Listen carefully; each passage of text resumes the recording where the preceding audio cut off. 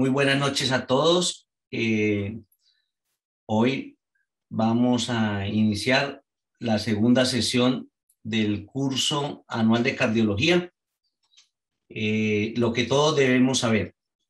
Y para hoy tenemos dos temas muy importantes. El primero es manejo de hipercolesterolemia, enfocado en los nuevos hipolipemiantes, a cargo del doctor Juan Santiago Villadiego. Y el segundo tema es manejo de anticoagulación, lo mismo, enfocados en lo que todos debemos saber, a cargo del doctor Gilberto Ahmed Castillo. Pues vamos a iniciar con el doctor Juan Santiago Villadiego. Quiero agradecer a todos por su asistencia. Vamos a tener un espacio también al final de las dos conferencias para comentarios, sugerencias, preguntas, etc. Doctor Villadiego, podemos iniciar y muchas gracias. ¿Ven la pantalla ahí? Buenas noches para todos. Sí, señor. Perfecto. ¿Me escuchan bien? Listo, Carlos. Sí. Bueno, agradezco a la dirección científica del Centro Médico Imbanaco y al Grupo Quirón Salud por la invitación. Como lo decía el doctor Ramírez, hoy voy a hablar sobre qué hay de nuevo en el tratamiento para la hiperlipidemia.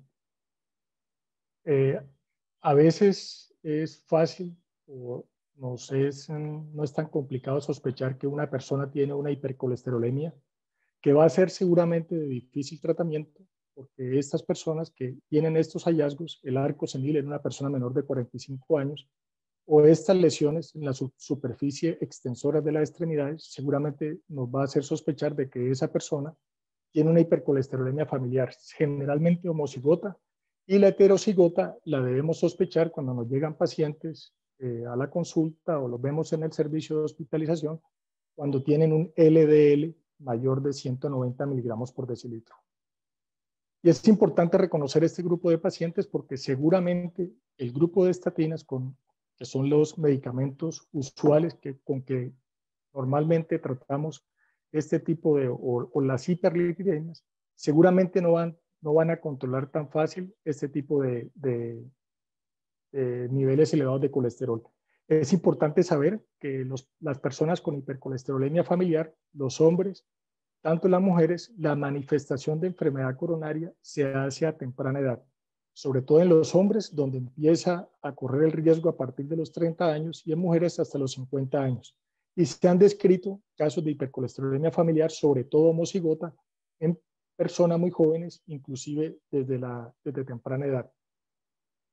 A través de los años hemos conocido todos los estudios que hay con las diferentes estatinas, los diferentes estudios desde el siglo pasado, en la cual se controlaban las estatinas con el tratamiento usual, y a medida del tiempo han ido surgiendo, sobre todo en este siglo, han ido surgiendo nuevas terapias, empezando con el ezetimibe y nuevos blancos o nuevas dianas terapéuticas para tratar los niveles elevados de colesterol. Y a eso me referiré sobre todo a este tipo o a estas nuevas moléculas que hay, sobre todo los inhibidores de la PCSK9, el ácido bempedoico y el inclisiram. El problema es realmente dramático. El 50% de las personas que deberían de tomar una estatina no la están recibiendo. Solamente el 35% logran control de su enfermedad. 10 a 30% de las personas pueden tener estos efectos adversos, sobre todo con la simvastatina, la atorvastatina y la lovastatina. Y cuando digo miopatía, me refiero seguramente a ese tipo de síntomas que normalmente muchas personas no exhiben los valores elevados de CPK total, pero sí manifiestan síntomas musculares o osteomusculares. La rhabdomiolisis, que no es tan común, se presenta en menos de 5 personas de cada 1000 pacientes recibiendo estatinas, pueden presentar este efecto adverso. Otra cifra importante, 10 a 30% de las personas no reciben la primera prescripción cuando se les ordena este tratamiento. Más importante y más tenebroso aún es que el 50% de las personas a quien se les dicta o se les ordena una estatina no reciben el tratamiento o abandonan el tratamiento en el primer año. y el 75% lo abandonan en los primeros 2 años. Cuando uno se enfrenta a un paciente que no tolera la estatina, siempre tiene que tratar de investigar por una serie de circunstancias que pueden favorecer que un paciente no tolere las estatinas o llegue a presentar radiomielitis. Eso es importante porque usar estas nuevas terapias que hay es bastante costoso para el sistema de salud, y si uno no controla toda esta serie de eventos, seguramente el paciente puede presentar algún efecto o una intolerancia a las estatinas. Tuvimos el caso reciente de una persona joven en la clínica en Banaco, con un infarto con el ST elevado, una mujer de 45 años, que no toleró las estatinas en un principio y lo que tenía era un déficit de vitamina D. Cuando uno corrige todas estas deficiencias, posiblemente el paciente va a tener una mejor tolerancia o va a tolerar las estatinas. Sobre todo tener presente en las personas mayores de 80 años, sexo femenino y con bajo índice de masa corporal son las que quizás más van a tener estos efectos indeseables de las estatinas. Fíjense que siempre estamos obligados a detectar y a tratar todo este tipo de alteraciones que en algún momento pueden interferir con el tratamiento con las estatinas. Las metas son claras, cada vez hemos ido bajando el umbral para tratar las personas con hiperlipidemia. Las personas de muy alto riesgo, las que generalmente vemos nosotros hospitalizados en las clínicas, son las personas que ya tienen una enfermedad arteriosclerótica cardiovascular establecida y cuya meta del LDL debe ser menor de 55 miligramos por decilitro. Y como indicación 2B, ya nos acercamos a que si una persona vuelve a tener un evento, ya sea coronario o en otro territorio vascular, la meta va a ser de menos de 40 miligramos por decilitro. Entonces tenemos que saber o tener claro que esta es la meta cuando un paciente se presenta con este tipo de enfermedades, al igual, por ejemplo, que la hipercolesterolemia familiar con un daño o una enfermedad arteriosclerótica vascular establecida o un puntaje de score más del 10%, tener presente bien clara la meta de colesterol, en la cual, como les digo, debe ser menor de 55 miligramos por decilitro. Esta es la Guía Europea de Cardiología. Empezamos con las indicaciones clase 1, que son las verdes. Todas las personas deben de recibir una estatina de alta potencia. Y fíjense que entre 2 y 3 meses uno tiene que definir que ese paciente haya llegado a las metas de menos de 55 miligramos por decilitro o que haya bajado al menos el 50%. La primera opción es a las 4 o 6 semanas. Si uno no tiene esta meta o una estatina de alta potencia, debería de añadir ezetimibe. Nuevamente, dentro de 4 o 6 semanas, si este paciente no está en metas, fíjense que ya es indicación clase 1, nivel de evidencia B, añadirle un inhibidor de la PCSK9. Entonces, teniendo claro esto, seguramente los desenlaces a futuro de nuestros pacientes quizás van a ser más favorables. Las indicaciones en amarillo me refiero yo a, por ejemplo, si un paciente, por ejemplo, llega a un servicio de urgencias y venía tomando una estatina de alta potencia y este paciente no tiene los niveles de colesterol en metas, fíjense que ya uno debería de estar pensando, si el paciente viene recibiendo una estatina y ezetimibe, uno ya debería ir pensando que durante la hospitalización, estas personas seguramente van a ser candidatas a recibir un inhibidor de la PCSK9 como indicación clase 2A, nivel de evidencia C. Estas son el grupo de estatinas. Generalmente nosotros, en las personas que ya tienen enfermedad arteriosclerótica establecida, los que tienen, como les digo, hipercolesterolemia familiar con daño de órgano blanco, los que tienen ya un evento vascular no solamente coronario, sino a nivel periférico o a nivel cerebrovascular, estas serían las estatinas que nosotros deberíamos de utilizar, porque seguramente con esta dosis de estatinas que nosotros vamos a llegar a la meta de menos de 55 o bajar el colesterol a menos un 50%. Tener presente que las estatinas tienen o tenemos que conocer esto. Cuando uno inicia una dosis de estatina, por ejemplo, de 20 miligramos y duplica la dosis, generalmente la reducción de colesterol LDL no va más allá de un 6%. De ahí que desde un principio nosotros deberíamos de utilizar las estatinas de alta potencia y a la mayor dosis posible, es decir, atorvastatina 80 miligramos y rosuvastatina de 20 a 40 miligramos en las personas que ya tienen enfermedad arteriosclerótica establecida. Esos serían los porcentajes en que nosotros podemos bajar el colesterol LDL. Fíjense que una estatina de alta potencia estaría disminuyendo el colesterol LDL en un 50%. Y de ahí en adelante, cuando vamos añadiendo el ezetimibe, que es la molécula hipolipemiante prescrita después de la estatina más común, cuando uno combina una estatina de alta potencia, rosuvatorbastatina con ezetimibe, la disminución del colesterol es alrededor del 65%. Cuando uno utiliza un inhibidor de la PCSK9, por ejemplo, un paciente que no tolera las estatinas y que uno sabe que con ezetimibe no va a lograr la meta, seguramente uno va a lograr una reducción de un 60% en el colesterol LDL. Cuando uno añade PCSK9 más una estatina de alta potencia, este sería el porcentaje, y así progresivamente cuando añadimos inhibidor de la PCSK9 más una estatina de alta intensidad más ezetimibe, el porcentaje de reducción de colesterol que podemos llegar a tener es alrededor del 85%. Hablando de ezetimibe, que es la primera molécula, es un medicamento que actúa en este receptor, que es una proteína parecida al receptor de la proteína Niemann-Pick, que se encuentra en el borde del intestino delgado y se encuentra a nivel hepático, y lo que hace el ezetimibe es interferir o colocarse aquí en este receptor, y de esta manera inhibe la reabsorción del colesterol que la persona ingiere en la dieta o el colesterol que tiene circulación enterohepática a través de la bilis. Este medicamento no interfiere con la absorción del colesterol, o perdón, de las hormonas o de las sustancias que necesitan colesterol para su síntesis. Entonces, este es el primer medicamento que usamos, el ezetimibe. Tiene esta capacidad de disminuir el colesterol un 20% alrededor. Entonces, ustedes pueden fijarse, por ejemplo, si tienen un paciente con una hipercolesterolemia severa, generalmente la familiar heterocigota o homocigota, como les decía, colesterol de mayores de 190 miligramos por decilitro, y el paciente no tolera una estatina, generalmente con ezetimibe difícilmente vamos a llegar a la meta, porque uno parte de que alrededor de un 20% vamos a tener de disminución de los niveles de LDL. Hay personas que pueden responder más fácilmente al ezetimibe y se han descrito haplotipos de este receptor que les mencionaba de Niemann-Pick en el intestino delgado, y las personas con estos haplotipos, es decir, que tienen disminuida o en cantidad o en función este receptor, posiblemente pueden tener una disminución adicional del colesterol con el ezetimibe LDL alrededor del 36%.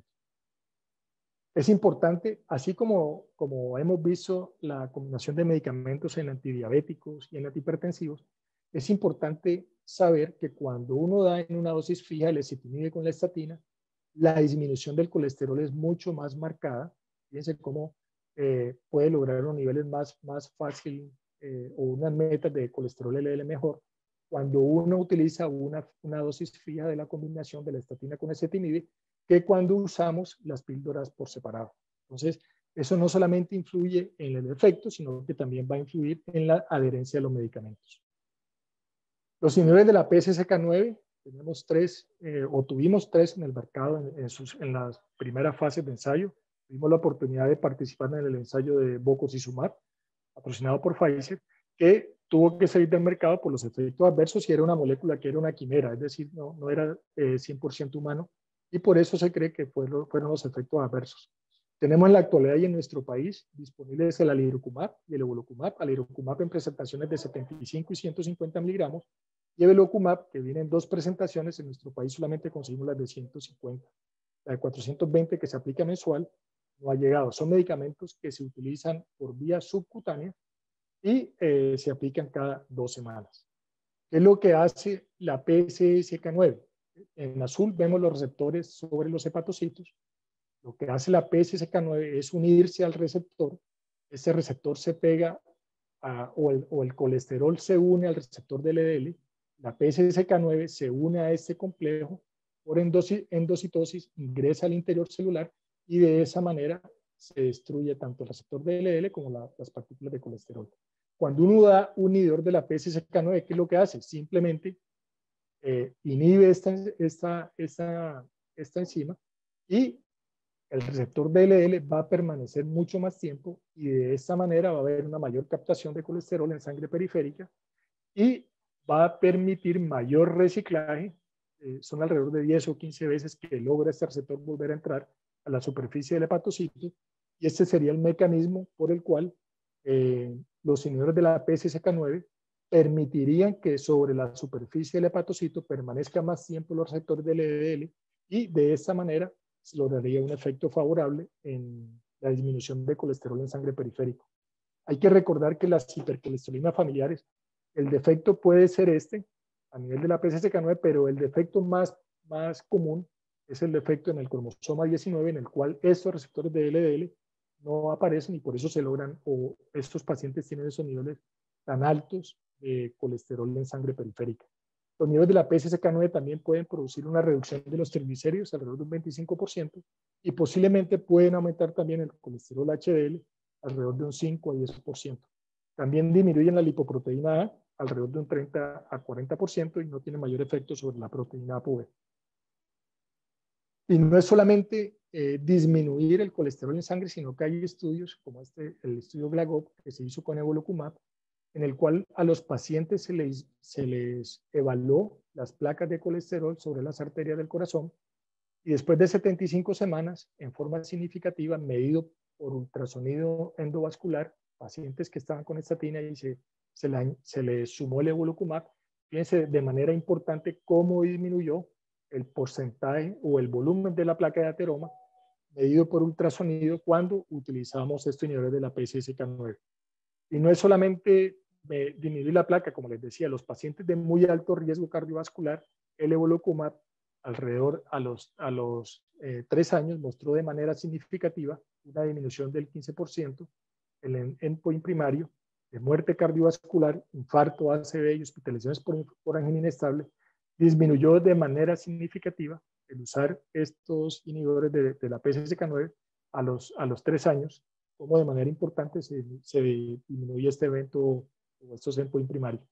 Y no solamente son en los pacientes de estos o de alto riesgo cardiovascular, en los pacientes con síndrome coronario agudo, tenemos los estudios ODI-6, los cuales se realizaron con alirocumab, y fíjense cómo de manera importante, también muy parecida al efecto que se tuvo con el evolocumab, la disminución del 15% en estos endpoints primarios, que son los endpoints que todos conocemos, fuertes cardiovasculares, para disminuir esta serie de eventos en pacientes con síndrome coronario agudo. De ahí que no debemos vacilar o dudar cuando un paciente nos llegue al servicio de urgencias y nos llegue con un colesterol fuera de meta, que venga recibiendo una estatina y no tenga los niveles de colesterol adecuados, seguramente vamos a poder iniciar este tipo de tratamientos.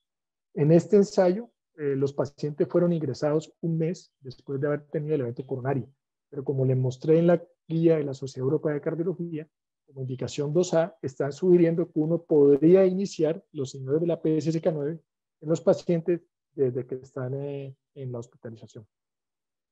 Son medicamentos relativamente seguros, tanto el alirocumab como el evolocumab. A través del tiempo han demostrado su seguridad, y cuando revisa uno los costos y los beneficios, si ustedes revisan el resumen ejecutivo de la guía americana del 2018, ahí hablan de que la costo-efectividad puede ser inclusive superior a las estatinas. Esos son datos de Norteamérica, y como les digo, están en la guía del resumen ejecutivo de la guía de colesterol del año 2018. Para que el que quiera ampliar un poco más sobre ese tema, ahí están las referencias y el modo matemático como calcularon eso. El segundo medicamento ya está disponible en los Estados Unidos, que fue aprobado en febrero del 2020, es el ácido bempedóico. Las estatinas actúan a nivel de este paso un poco más abajo, en la hidroximetilcoenzima A. El ácido bempedóico inhibe la ATPasa, acetilciliasa, y lo que hace es inhibir la síntesis de colesterol un paso por encima de lo que lo hacen las estatinas. Es una prodroga, se metaboliza principalmente en el hígado. Esta es la dosis, 180 miligramos al día, y hay que tener cuidado porque en estos pacientes posiblemente, si tienen gota o tienen niveles de ácido úrico, puede exacerbar este tipo de hallazgos. Y cuando uno está usando simvastatina o está usando pravastatina, la simvastatina se debe disminuir a 20 miligramos, y la pravastatina, que quizás no usamos mucho en nuestro medio, debe disminuirse a 40 miligramos. No hay datos en pacientes con tasa de filtración glomerular de 30 mililitros por minuto, como son la mayoría de estos medicamentos y produce una disminución similar al ezetimibe de un 20%.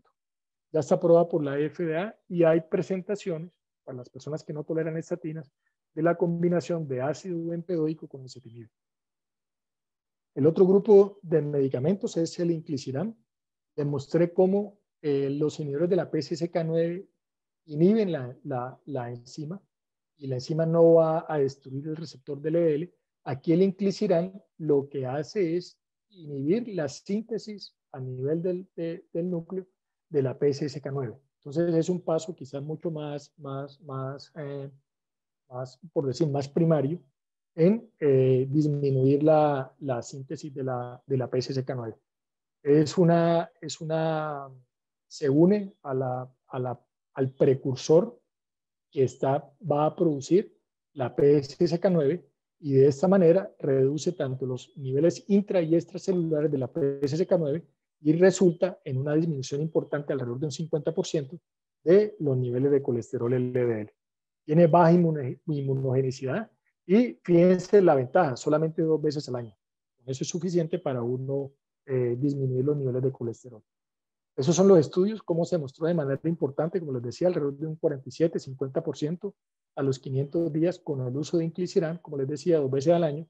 Ese medicamento se aplica inicialmente a los 3 meses y después se aplica cada 6 meses, 2 veces en el año y ha demostrado disminución importante en los niveles de colesterol LDL.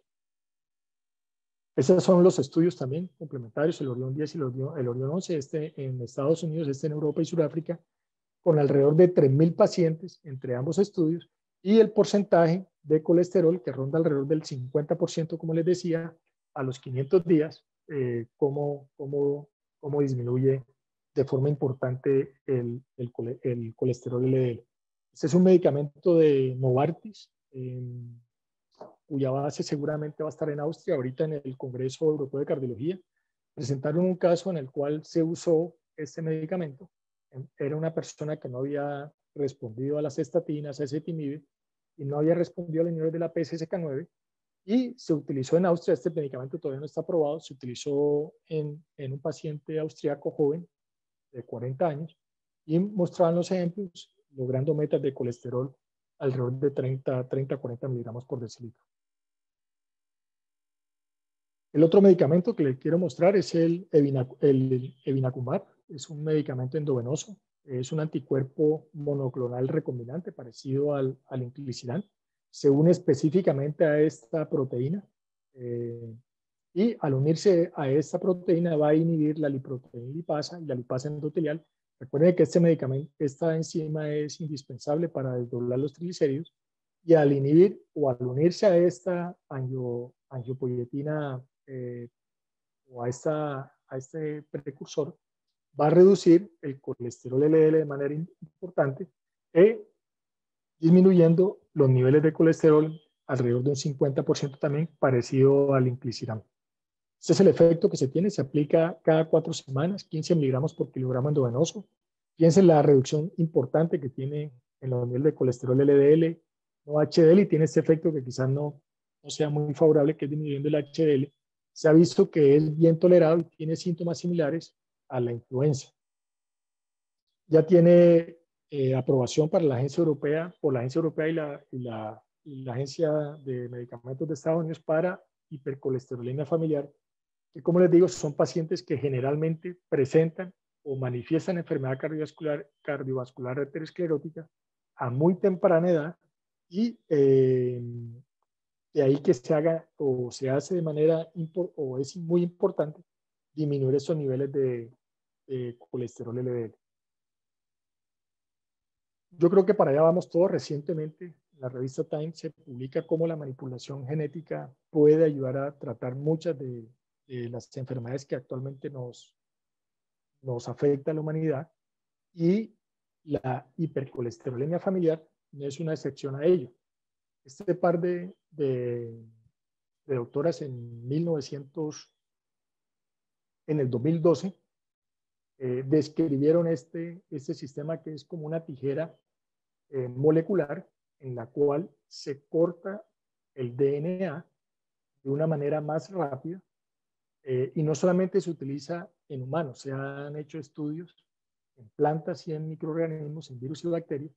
Fue un hallazgo casual, una serendipia, pues, el encontrar esta tijera molecular, y ya tiene, y a partir del 2012 se han hecho múltiples ensayos para tratar de, sobre todo las enfermedades hereditarias, tratar y manipular el DNA, y fueron este par de científicas, fueron las ganadoras del premio Nobel el año pasado, el premio de química, porque esto ya se está usando en el año 2012, manipular o cortar esa secuencia de DNA que predispone a los pacientes a hipercolesterolemia familiar, y ya hay estudio en micos cómo de manera permanente, al cortar ese DNA que predispone a la hiperlipidemia, sobre todo los pacientes con hipercolesterolemia familiar en micos, cómo podría lograrse una disminución permanente a través de los días del colesterol LDL.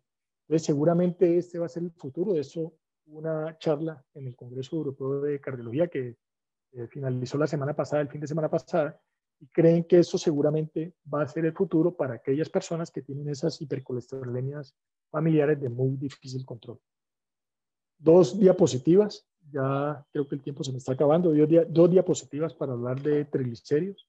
Uno es utilizar el etílico-sapentaoico omega 3, que fue utilizado en pacientes de alto riesgo cardiovascular. El 70% de estos pacientes fueron alrededor de 8.000 pacientes, 8.179 para ser más exacto, personas, y el 70% era como prevención secundaria, eran pacientes que tenían niveles de colesterol, de triglicéridos, perdón, entre 150 y 499, tenían LDL entre 40 y 100, y utilizar 4 gramos al día, es decir, 2 gramos 2 veces al día con las comidas, utilizar este ácido graso, disminuyó de manera importante, alrededor de un 30%, el total de eventos cardiovasculares fuertes, y de ahí que es una nueva herramienta para tratar la hipertrigliceridemia. No tenemos el medicamento en nuestro medio, se llama Vasepta, está en Estados Unidos, y el estudio fue publicado en el año 2019.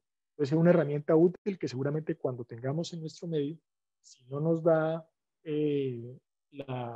las medidas que normalmente debemos usar, como son el ejercicio, la dieta, buscar causas secundarias de hipertrigliceridemia, uso de esteroides, por ejemplo, el hipotiroidismo, síndrome nefrótico. Si uno no logra encontrar una causa potencialmente tratable, seguramente el etílico sapentoico a altas dosis, 4 gramos al día, como les dije, va a ser de gran utilidad para disminuir los triglicéridos, que todos sabemos que ya se asocian con evento o con efectos adversos isquémicos cardiovasculares.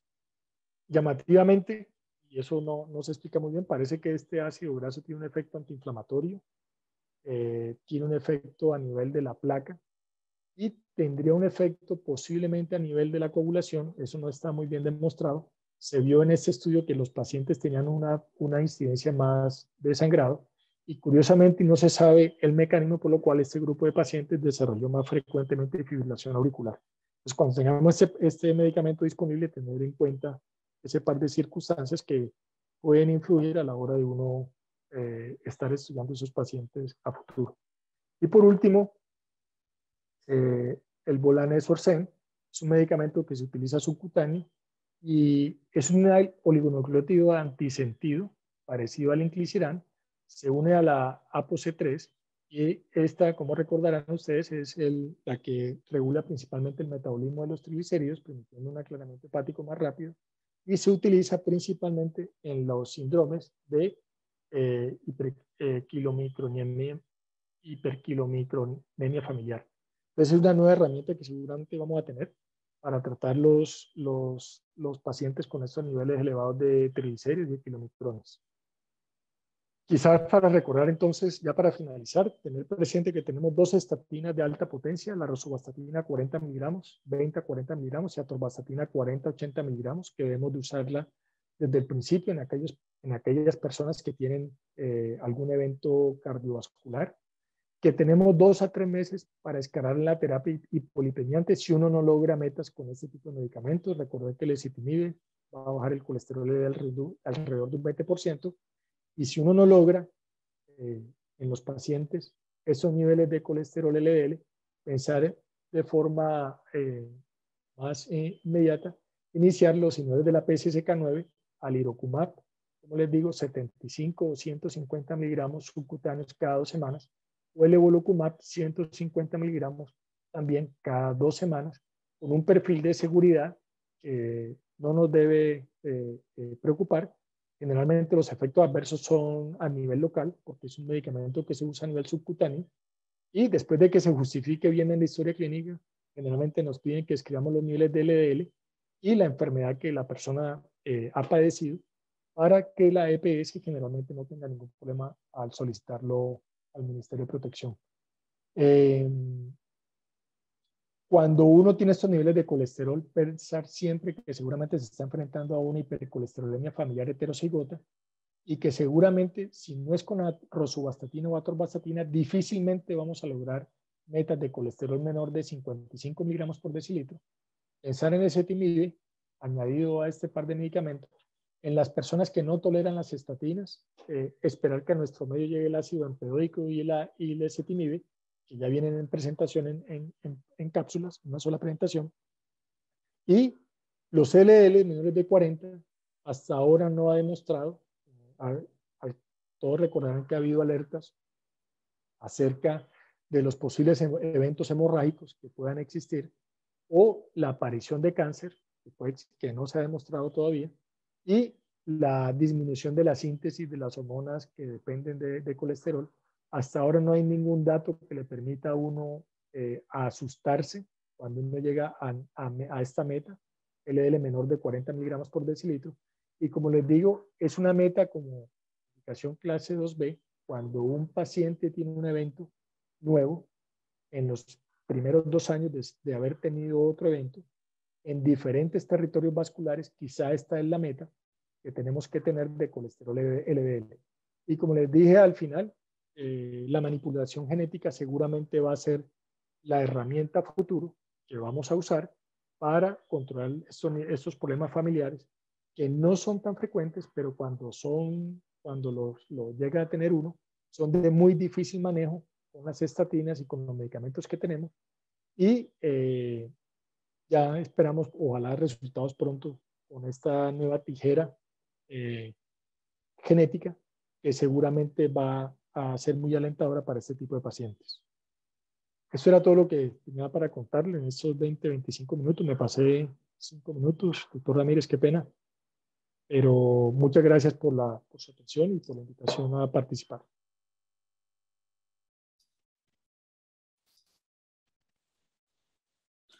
Muchas gracias, doctor Villadiego, por su excelente revisión con la cual nos pone al día en este tema.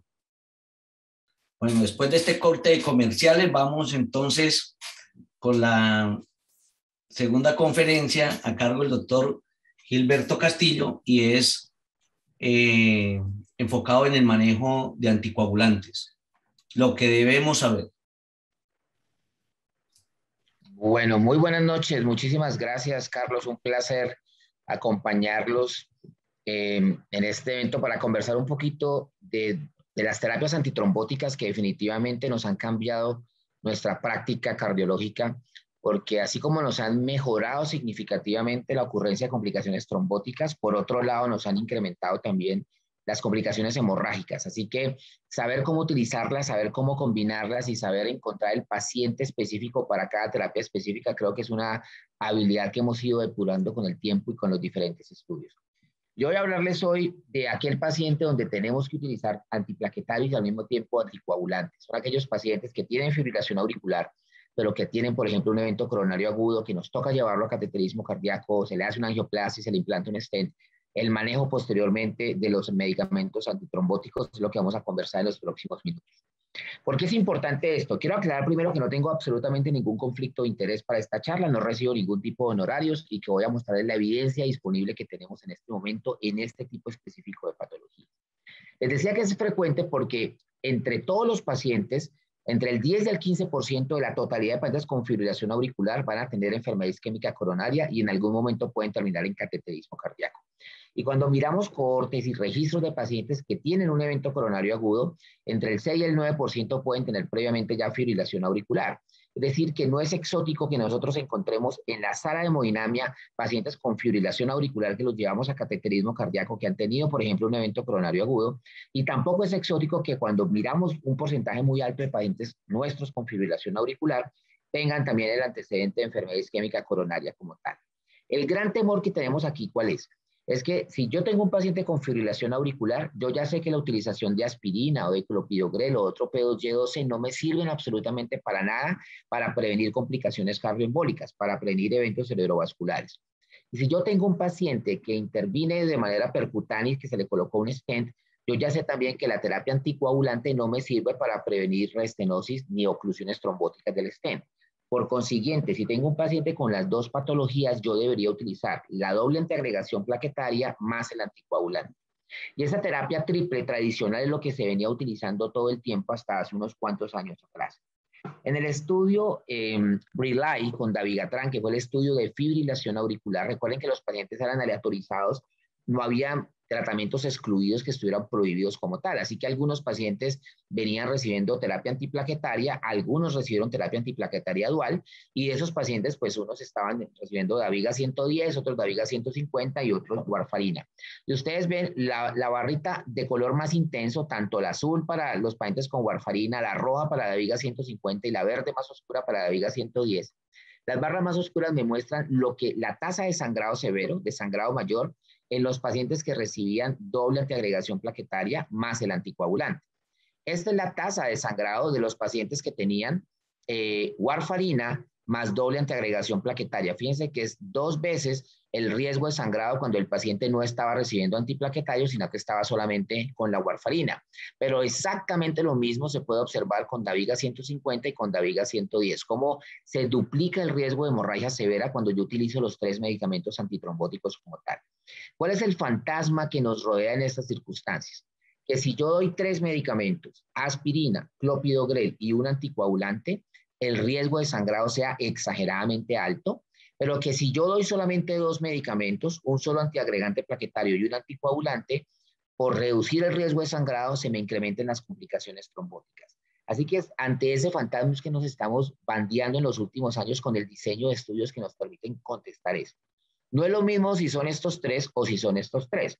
Entonces, posiblemente la terapia triple convencional de utilizar aspirina, clopidogrel y warfarina empieza a ser cambiada por una terapia triple donde lo que se pensaba es, bueno, ¿qué pasa si yo utilizo aspirina y clopidogrel, pero en lugar de utilizar la warfarina, yo utilizo un anticoagulante de acción directa? ¿Será que el riesgo de sangrado es menor? Hasta que surge una tercera propuesta y es decir, bueno, ¿y qué pasa si yo no utilizo 3 medicamentos, sino que me la juego a utilizar solamente 2? Un antiagregante plaquetario y un anticoagulante de acción directa. Y entonces surgen los diferentes estudios que nos intentan dar respuesta a esta pregunta. El primero de los estudios publicados fue el estudio Pioneer con rivaroxaban y ustedes ven que se evaluaron 3 brazos. En color verde vamos a llamar el grupo número 3, que es la terapia triple convencional. Pacientes que venían recibiendo warfarina, aspirina y clopidogrel. Y evaluaron 2 grupos comparativos. Uno, ¿qué pasa si yo utilizo solamente 2 medicamentos? Entonces van a utilizar rivaroxaban 15 miligramos al día y un inhibidor P2Y12 que para la gran mayoría de los pacientes, más del 95%, fue clopidogrel. Y 2, el grupo número 2 era la terapia triple, pero ya no utilizando warfarina, sino utilizando un anticoagulante de acción directa. Y en este grupo número 2 se evaluó la dosis de 2.5 miligramos cada 12 horas de rivaroxaban más aspirina más clopidogrel. ¿Cuál es el gran problema del estudio Pioneer? Recuerden que la dosis que nosotros utilizamos normalmente de rivaroxaban en los pacientes con fibrilación auricular es 20 miligramos una vez al día. Y aquí las dosis que se evaluaron en los estudios fueron 15 miligramos cuando se daba 15 miligramos de rivaroxaban más clopidogrel o 2.5 miligramos cuando se utilizaba además con doble antiagregación plaquetaria. Es decir, las dosis que se evaluaron en el Pioneer no son las dosis que nosotros evaluamos en el estudio Rocket para estar seguros de cuál era la dosis que debíamos utilizar en terapia anticoagulante en pacientes con fibrilación auricular. Llevábamos mucho tiempo diciéndole a todo el mundo, vea, por favor, si va a usar rivaroxaban, utilice la dosis que es, dele 20 miligramos al día. El único criterio para bajar la dosis de rivaroxaban es el paciente que tiene tasa de filtración glomerular por debajo de 49 mililitros por minuto. No le dé 15 al que tiene que darle 20. Y ahora surge el estudio diciendo, no, para que no sangren tanto, entonces vamos a darle 15 miligramos más clopidogrel o 2.5 cada 12 horas más asa más clopidogrel. Es decir, ninguno de nosotros puede estar tranquilo diciendo que si le da 2.5 cada 12 más asa más clopidogrel, el paciente está suficientemente protegido para un evento cerebrovascular isquémico teniendo fibrilación auricular. Si le das 15 miligramos a un paciente que normalmente debería tomar 20 miligramos de rivaroxaban, tampoco puedes estar muy seguro que esa dosis lo está protegiendo eficazmente de un evento cardioembólico como tal. Sin embargo, el desenlace que se quería evaluar era el desenlace de seguridad. Era mirar qué pasaba con el riesgo de sangrado mayor. Recuerden los colorcitos nuevamente y los grupos. Grupo número 1 es solamente terapia dual con rivaroxaban 15. Grupo 2, terapia triple con dosis baja de rivaroxaban. Y grupo número 3, de color verde, la terapia triple convencional. Y ustedes ven cómo las dos estrategias con rivaroxaban significativamente se asociaron con una reducción muy importante en la tasa de sangrado mayor. El estudio no tiene el poder suficiente para detectar eventos trombóticos a nivel isquémico como tal y a nivel de la trombosis del stent, pero no parecía haber un incremento en el riesgo de complicaciones trombóticas. Lo que sí estaba claro es que utilizar el anticoagulante de acción directa, bien sea más asa más clopidogrel o solamente con clopidogrel, sí se asoció de una manera significativa con una reducción importante del riesgo de sangrado severo en comparación a lo que se venía utilizando, que era la terapia triple convencional. Luego, un año después, en el 2017, se publica este estudio, que es el estudio Residual PCI, del cual nosotros en Imanaco hicimos parte como grupo investigador. El Residual PCI es diferente del Pioneer, porque por dos razones. La primera, el Residual PCI no incluyó terapia triple. Solamente utilizó la terapia triple comparadora, warfarina, asa, clopidogrel, pero utilizó terapias duales solamente, en primer lugar. Es decir, dabigatran más un inhibidor P2Y12 que se podía colocar cualquiera, pero finalmente más del 90% de los pacientes terminaron con clopidogrel. Y la otra diferencia importante es que a diferencia del Pioneer, Residual PCI sí seleccionó las dosis que habían demostrado en el estudio RELY, que eran las dosis adecuadas para anticoagular eficazmente a un paciente con fibrilación auricular. 110 miligramos cada 12 horas de dabigatran o 150 miligramos cada 12 horas de dabigatran. ¿Qué nos mostró el Residual PCI en los pacientes desde el punto de vista de desenlace primario, que nuevamente es un desenlace de seguridad? Cuando se le daba 110 miligramos cada 12 horas más clopidogrel, comparado eso contra la terapia triple, hubo un 48% en el riesgo de complicaciones hemorrágicas. Y cuando se utilizaba 150 miligramos cada 12 horas más clopidogrel versus la terapia triple convencional, hubo un 28% también estadísticamente significativo de reducción de las complicaciones hemorrágicas como tal.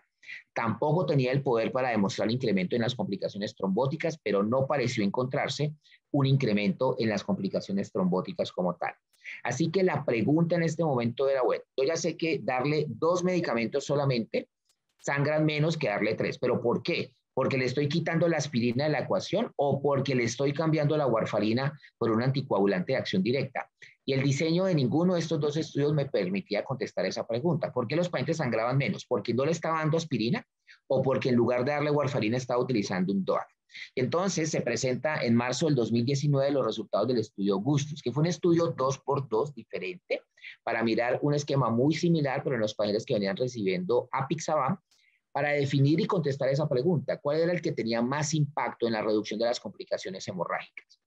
Todos los pacientes venían recibiendo clopidogrel, fueron 4.600 pacientes que se le autorizaron de manera abierta a recibir el anticoagulante. Es decir, los pacientes recibían apixa 5 miligramos cada 12 horas o warfarina para mantener un INR entre 2 y 3. Y súper importante, al igual que lo que pasó con el Residual PCI, la dosis seleccionada para este estudio Gustus de apixaban fue la misma dosis aprobada para fibrilación auricular en el estudio Aristóteles, 5 miligramos cada 12 horas. Cuando al paciente se le ajustaba la dosis y no se le daban 5, sino 2.5, con los mismos criterios de ajuste del Aristóteles, 2 de 3 criterios. Si el paciente tenía edad mayor o igual a 80 años, creatinina mayor o igual a 1.5 o peso menor o igual a 60 kilos. Si el paciente tenía 2 de esas 3 características o las 3, ya no se le daban 5 cada 12, sino que se le daban 2.5 cada 12. Y luego el paciente iba a una nueva aleatorización a recibir aspirina o a recibir placebo. O sea que si ustedes observan, realmente quedaron 4 grupos de pacientes. Un grupo de pacientes estaba con clopidogrel, apixa o aspirina, es decir, terapia triple, pero con apixaban. Otro grupo estaba con terapia dual, solamente con apixaban, clopi más apixaban, porque aquí estaba recibiendo placebo. Un tercer grupo estaba con terapia triple convencional, clopidogrel, warfarina, asa. ¿Sí? Y el cuarto grupo estaba recibiendo terapia dual solamente con clopidogrel o warfarina y placebo. Ese es más o menos el mismo grupo estudiado en el estudio WOEST, que evaluó solamente, ese fue el primer estudio que se atrevió a quitar de la ecuación la aspirina y a dejar solamente warfarina más clopidogrel. O sea que teníamos 4 brazos para poder comparar. La primera comparación era mirando qué pasaba cuando yo cambiaba el anticoagulante y cuando en lugar de utilizar warfarina le daba apixaban. Este es el desenlace primario del estudio, el riesgo de sangrado mayor o sangrado no mayor clínicamente relevante. Y miren lo que sucedió. Lo que sucedió es que, ahí me contesta la primera parte de la pregunta. Los pacientes sangran menos porque tú le estás dando un anticoagulante de acción directa, en este caso apixaban, en lugar de darle warfarina. ¿Qué tanto menos sangran? 31% de reducción en el riesgo de sangrado mayor o de sangrado no mayor clínicamente relevante, con un NNT, un número necesario a tratar, de 24 pacientes. O sea, ya estaba respondida la primera parte de la pregunta. Si tú utilizas un anticoagulante de acción directa en lugar de la warfarina, el paciente va a sangrar menos. Pero miremos qué pasa cuando yo le quito de la ecuación la aspirina. Es decir, dejo de darle este antiagregante plaquetario y lo dejo simplemente a unos con aspirina y a otros sin aspirina. Pues que la diferencia es aún más grande. Miren que el incremento del sangrado por darle aspirina es de un 89%, incremento en el riesgo de sangrado mayor y de sangrado no mayor clínicamente relevante, con un número necesario para hacer daño, NNH, de 14 pacientes. ¿Qué significa eso? Significa que la respuesta definitiva es, ¿por qué los pacientes sangran menos? Por las dos cosas. ¿Cuál tiene más impacto? Que no le des aspirina, o sea, que no lo dejes con terapia triple convencional a largo plazo. Y también tiene impacto significativo, pero menos fuerte, que le cambies el anticoagulante y no sea warfarina, sino un anticoagulante de acción directa, como en este caso que fue apixaban. Ahora sí miremos el estudio global. ¿Se acuerdan que los pacientes quedaban con 4 brazos? Recuerden que todos estos pacientes estaban recibiendo clopidogrel. O sea que cuando ustedes ven aquí warfarina más aspirina, acuérdense que además está recibiendo clopidogrel. ¿Cuál fue de todos los pacientes el que más sangró? El de la terapia triple convencional. Warfarina más aspirina más clopidogrel. ¿Cuál fue el segundo que más sangró? Aspirina más apixaban más clopidogrel. O sea, terapia triple con apixaban. ¿Y cuál fue el grupo que menos sangró de todos? El que quedó solamente con apixaban más clopidogrel. Ahora, miremos la diferencia, porque esta es una diferencia absoluta en términos de reducción del riesgo absoluto, ni siquiera relativo. Miren que el riesgo absoluto de sangrado mayor y sangrado no mayor clínicamente relevante pasa del 18.7% de la terapia triple convencional al 7.3%. Es una reducción de más del 50%. Una reducción de más de 10 puntos del riesgo absoluto, lo cual no se ve en muchas terapias prácticas como tal. Un NNT, número necesario a tratar, de 9 pacientes como tal. Entonces, conclusión, no hay ninguna duda. Si yo utilizo solamente 2 medicamentos, apixaban más clopidogrel, el riesgo de complicaciones hemorrágicas es mucho más bajo, pero de manera contundente respecto a la terapia triple convencional. Pero acuérdense del fantasma del que estábamos hablando. Está perfecto, ya sé que sangran menos. ¿Y no será que se me aumentan las complicaciones trombóticas? ¿No tengo más riesgo de trombosis del stent, por ejemplo? Miren los diferentes desenlaces isquémicos. Estos son los pacientes que estaban en terapia triple y estos son los pacientes que no estaban en terapia triple, sino que estaban sin la aspirina como tal. Y particularmente llamativo es el riesgo de trombosis del stent definitiva o probable, donde claramente, numéricamente, hay mayor riesgo de trombosis del stent en los pacientes que les quité la aspirina que en los pacientes que tenían terapia triple convencional. Es una reducción que no alcanza a ser estadísticamente significativa porque la ocurrencia fue muy pequeñita, o sea, menos del 1% de los pacientes, pero sí numéricamente pasa del 0.5% al 0.9%.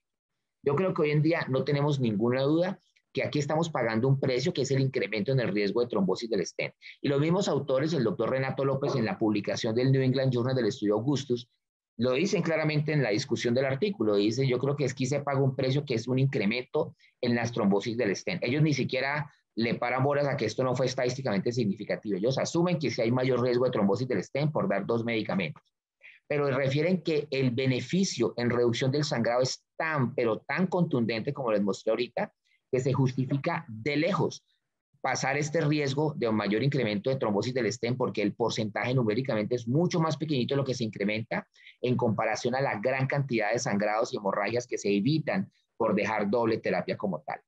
Así que las guías empezaron a cambiar. Las guías, fíjense que esta, que es del año pasado, nos dice qué hacemos con el paciente que tiene que va a angioplastia coronaria y que tiene fibrilación auricular. Y como es todo, vamos a evaluar el riesgo de sangrado por un lado y el riesgo de complicaciones trombóticas. Pero en términos generales, lo que se aconseja es, si mi paciente tiene un riesgo de sangrado estándar, lo que vamos a hacer es durante la fase intrahospitalaria, cuando el paciente está hospitalizado, lo tenemos en angiografía, el paciente debe quedar con la triple terapia.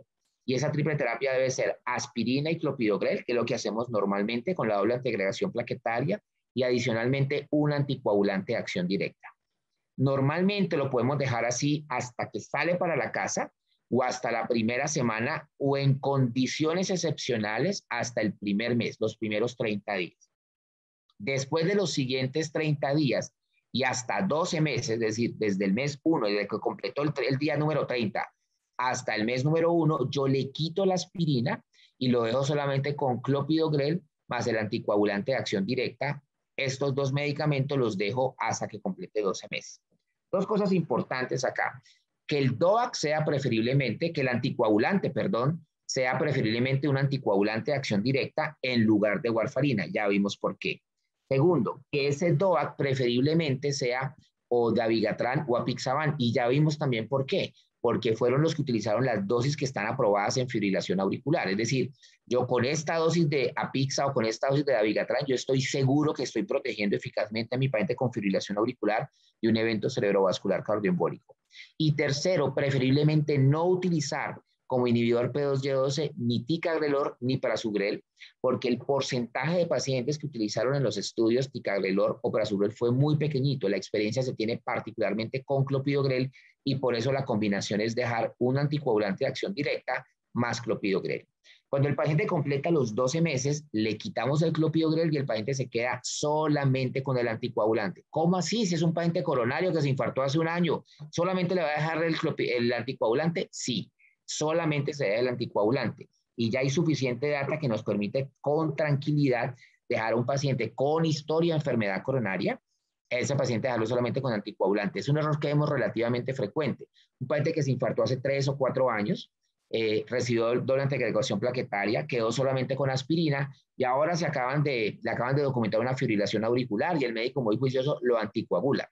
Lo que pasa es que se le olvida el pequeño detalle de decirle, oiga, y suspenda la aspirina que le dijeron que le iba a tomar para toda la vida. Ya no, suspéndala porque ya lo anticoagulé y no es exótico que veamos pacientes anticoagulados, bien anticoagulados por fibrilación auricular, pero que siguen tomando la aspirina porque nadie se percató que el señor ya venía con antiagregante previamente como tal. Pues después de los 12 meses, esa es la recomendación. Sin embargo, puedo tener pacientes donde el riesgo trombótico sea muy alto y yo prefiera extender más la triple terapia como tal. En el año pasado también salen las nuevas guías para el manejo de fibrilación auricular, salieron las guías para el manejo del infarto agudo de miocardio sin elevación del ST y vuelven a ser muy enfáticas en esos puntos. Evaluemos los factores de riesgo trombóticos. Es decir, entre más factores trombóticos, que son estos que ustedes ven a la izquierda aquí en color amarillo, entre más de esos tenga presente y menos de estos rosaditos tenga presente, que son los factores que se asocian con el riesgo de sangrado, yo puedo extender esa antiagregación plaquetaria y esa terapia triple posiblemente hasta el mes. Y lo nuevo que está saliendo ahorita ya no es llevar a esos pacientes hasta los 3 meses, sino que posiblemente un mes sea el máximo que yo voy a dar de terapia triple para la gran mayoría de los pacientes. Obviamente yo creo que aquí es muy importante, como en todo en medicina, individualizar a los pacientes, explorarle su riesgo de sangrado, su riesgo trombótico y mirar, pero tocaría posiblemente en una junta justificar muy claramente por qué lo vamos a llevar más allá de un mes la triple terapia cuando ya sabemos que esto se asocia con complicaciones trombóticas, hemorrágicas importantes. Algunas recomendaciones para los hemodinamistas que van a manejar estos pacientes que ya vienen anticoagulados. Preferiblemente garantizar el acceso radial siempre que se pueda. Estos pacientes deben recibir inhibidores de bombas de protones también, porque el riesgo de sangrado gastrointestinal es el sitio de sangrado más común en esos pacientes que reciben DOACs como tal. Ojalá preferiblemente no precargar a estos pacientes, sino esperar a conocer la anatomía coronaria para cargarlo solamente en ese momento si es estrictamente necesario, y tratar de utilizar las terapias combinadas la menor duración posible, el menor tiempo posible. Nuevamente, es algo, me refiero aquí al tiempo de la anticoagulación. El nivel de la recomendación es clase 2A, llevar al paciente más allá de una semana. O sea que normalmente estos pacientes, mientras estén hospitalizados, terapia triple, máximo la primera semana, cuando se van para la casa al alta, se le quita la terapia triple, o máximo a la semana, o en condiciones muy específicas, miren que ya el nivel de evidencia cambia, pudiera llevarlo hasta un mes como tal. Y esta es la publicación más reciente al respecto. Esto es un consenso norteamericano donde hay canadienses y hay norteamericanos. Esto lo publica como autor principal el doctor Dominic Angiolillo, que ha trabajado mucho este tema de la terapia combinada entre anticoagulantes y antiplaquetarios, y básicamente nos dice que hay tres grupos. Un grupo que es el rutinario. Para la gran mayoría de los pacientes lo que vamos a hacer es terapia triple con un anticoagulante de acción directa, preferiblemente en lugar de la warfarina, más doble antiagregación plaquetaria durante la fase de la hospitalización, es decir, peroangioplastia. Solamente en aquellos pacientes que tienen un alto riesgo isquémico o trombótico y que el riesgo de sangrado es bajo, yo me la juego a extender esa terapia triple hasta un mes, pero es difícil llevarla más allá de un mes. Para los pacientes rutinarios, normalmente, después del primer mes, después del alta o después de la primera semana o en condiciones extraordinarias después del primer mes, entonces en ese caso yo le quito la aspirina y lo dejo con el inhibidor P2Y12. Ellos dicen que se pudiera utilizar ticagrelor, pero ya como un caso excepcional y no prasugrel, pero preferiblemente clopidogrel, igual que las guías anteriores, más el anticoagulante de acción directa, y después del mes 12 solamente el anticoagulante de acción directa como tal. En pacientes que tienen un bajo riesgo de sangrado, voy a hacer exactamente lo mismo, pero si el alto riesgo isquémico o trombótico está presente, voy a llevar esa terapia triple hasta un mes. Pero puedo tener el otro paciente, el paciente que no tiene tan alto riesgo isquémico o tan alto riesgo trombótico, pero que sí tiene un alto riesgo de sangrado. Y en ese caso, entonces, yo acorto la terapia triple solamente a la fase intrahospitalaria durante los primeros días de posangioplastia. Dejo terapia antiagregante plaquetaria con un antiagregante, o sea, el clopidogrel más el anticoagulante de acción directa solamente hasta el sexto mes, y desde el sexto mes en adelante le dejo solamente el anticoagulante de acción directa, obviamente esto con el fin de reducir las complicaciones hemorrágicas como tal. Entonces, repasamos muy rápidamente lo que era ese grupo de pacientes donde tenemos que combinar finalmente la terapia antiagregante con la terapia anticoagulante, sabiendo que estamos exponiendo a nuestros pacientes a un incremento en el riesgo de sangrado, ojo, de un 300%, cuando hacemos lo que se hacía previamente, que era la terapia triple convencional con aspirina, clopidogrel y warfarina. Muchísimas gracias por su tiempo y quedo atento si tenemos preguntas para compartir. Muchas gracias, doctor Castillo, por su excelente conferencia. Quedan claras las pautas en manejo de este grupo de pacientes. Las preguntas o comentarios los podemos hacer en el icono de preguntas y respuestas que está en la parte inferior de la pantalla. Mientras tanto, una pregunta para el doctor Villadiego. Está clara, digamos, la indicación, y realmente desde el punto de vista de auditoría, no es tan difícil que autoricen estos medicamentos como el adilucumab en prevención secundaria. Pero en prevención primaria, en el paciente que tiene una hipercolesterolemia severa con LDL mayor de 160 y no tolera estatinas, es fácil. ¿Cómo se hace para que autoricen estos medicamentos? Hay que escribir en la historia clínica. Lo que pasa es que con 160 quizá uno tiene que demostrarle al auditor médico y documentar muy bien en la historia clínica cuál es el riesgo cardiovascular de esa persona. Y ahí uno podría usar los puntajes, el score ajustado, y documentar que ese paciente con esos niveles de colesterol, dependiendo del riesgo, necesitamos una meta de colesterol definida. Generalmente con 160 no hay por qué pensar que eso sea algo familiar. Generalmente, como les decía, Las hipercolesterolemias familiares heterocigotas empiezan con colesteroles LDL mayores de 190 y generalmente uno lo que tiene que cerciorarse es revisar muy bien el tipo de estatina que recibe el paciente, la dosis, con el inconveniente que les decía que cuando uno va a duplicar la dosis de estatina, generalmente el colesterol no va a bajar más allá de un 6-7%. Yo creo que lo importante es escribir y documentar en la historia clínica cuál es el riesgo del paciente, hablar con el auditor médico.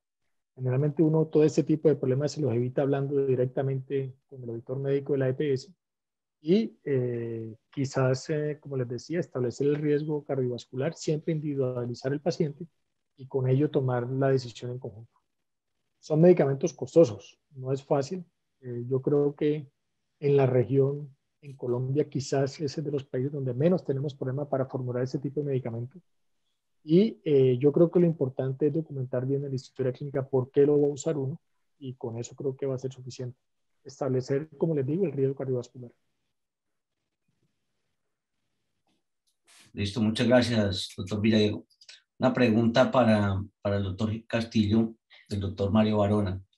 Dice que si influye el tipo de stent, si es medicado convencional, en la decisión de suspender uno de los antiplaquetarios.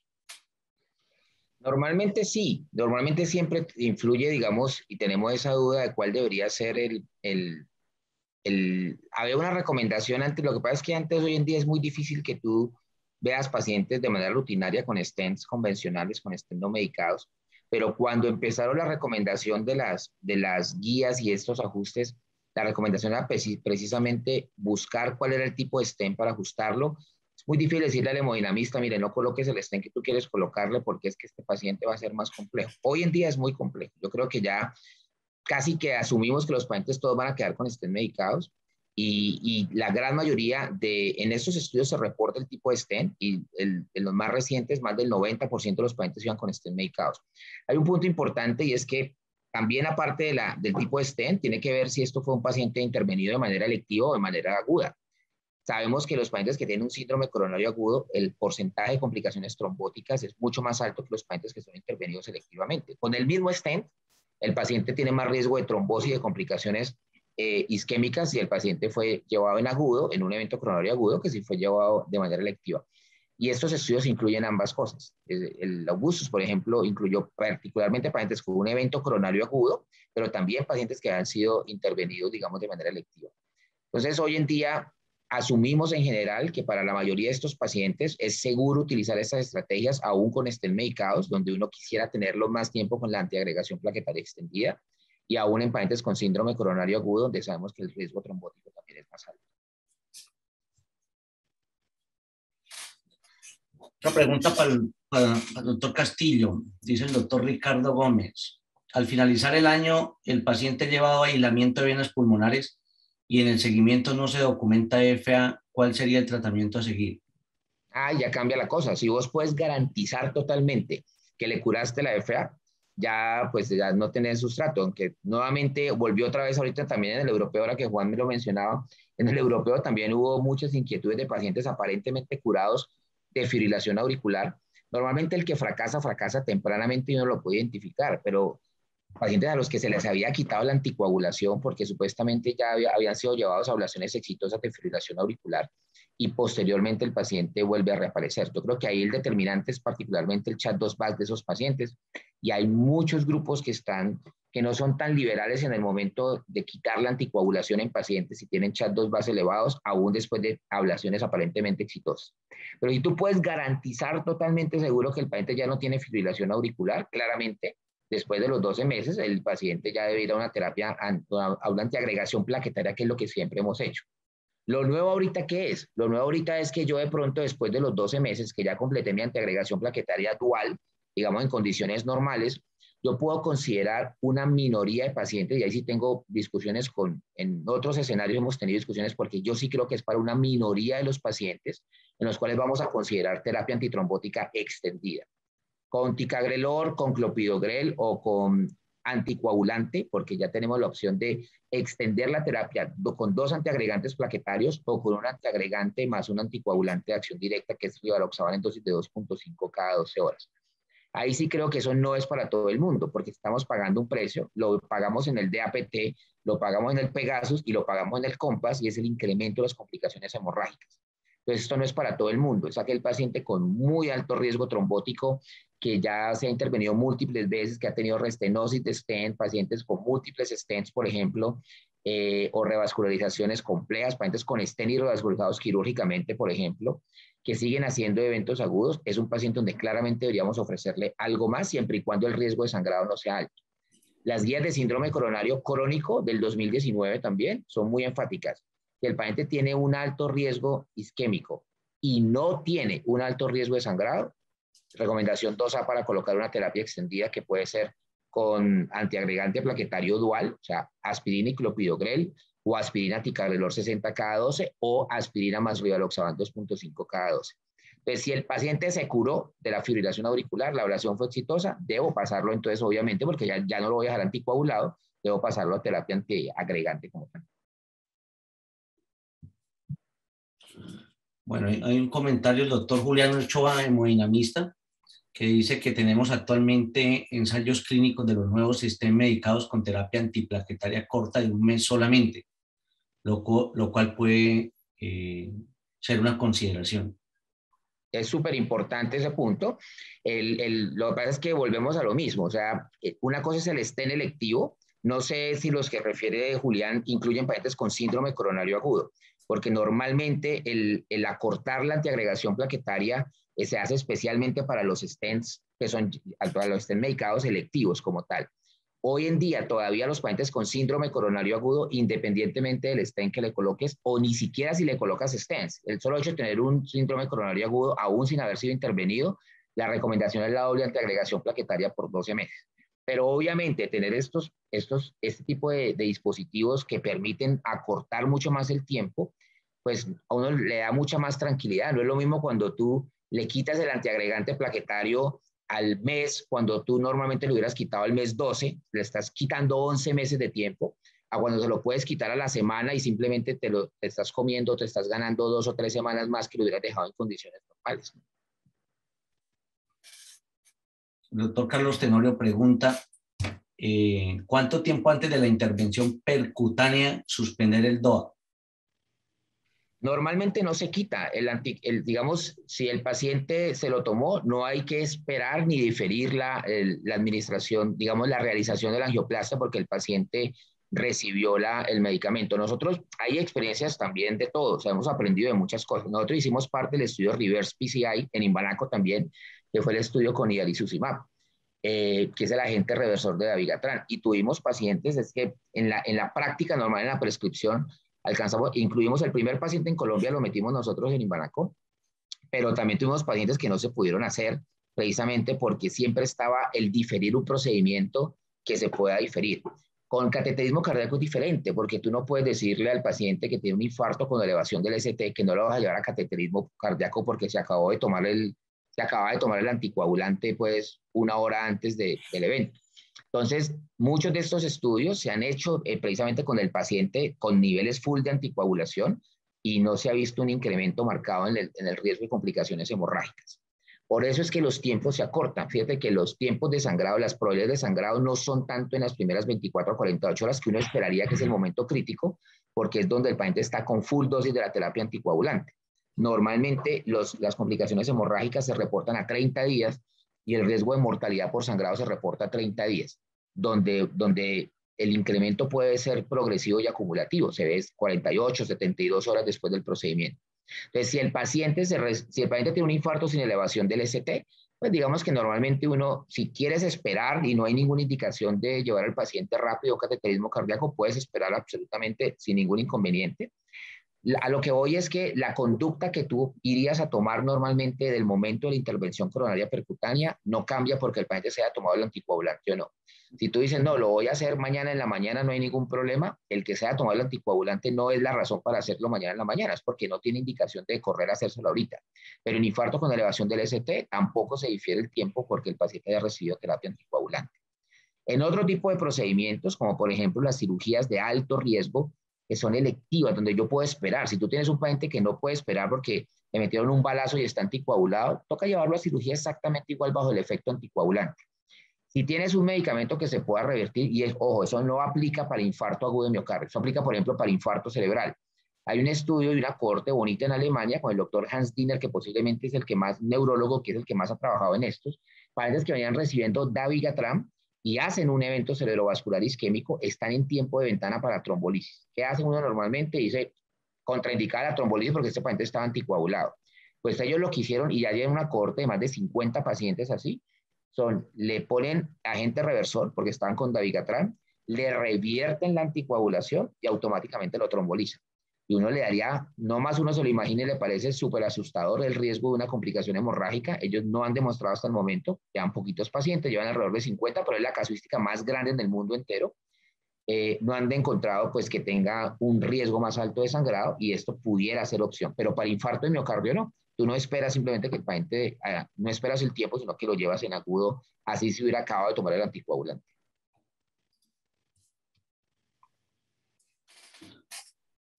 Bueno, por lo pronto no hay más comentarios ni preguntas. Yo creo que ya en aras del tiempo vamos a dar por terminada la sesión. Les agradezco, doctor Villadiego, doctor Castillo, por el tiempo dedicado a la preparación de la conferencia y este espacio. Y les agradezco también a todos los participantes. Muchas gracias. Muchísimas gracias a ustedes por la invitación. Buenas noches. Buenas noches, muchas gracias.